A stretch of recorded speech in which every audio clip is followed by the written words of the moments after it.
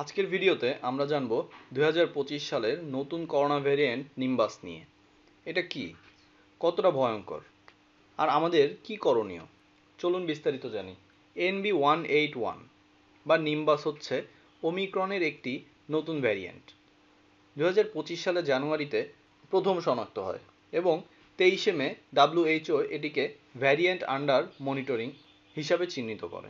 এটি ইতোমধ্যে যুক্তরাষ্ট্র, ভারত, চীন, ইউরোপ সহ 20টির বেশি দেশে ছড়িয়ে পড়েছে।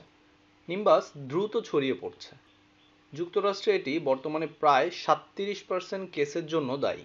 ইউরোপ ও এশিয়ার কিছু অংশেও সংক্রমণ বাড়ছে। তবে আসার কথা হলো, এখনও বড় মাত্রার হাসপাতালে ভর্তি বা মৃত্যুর হার দেখা যায়নি। এই ভ্যারিয়েন্টের উপসর্গগুলো আগের মতোই: সর্দি, কাশি, গলা ব্যথা, জ্বর, শরীরে ব্যথা, ক্লান্তিভাব আসা, এইসবগুলি। তবে অনেকেই গলা ব্যথাকে রেজার ব্লেডের মতো তীব্র বলে বর্ণনা করছেন।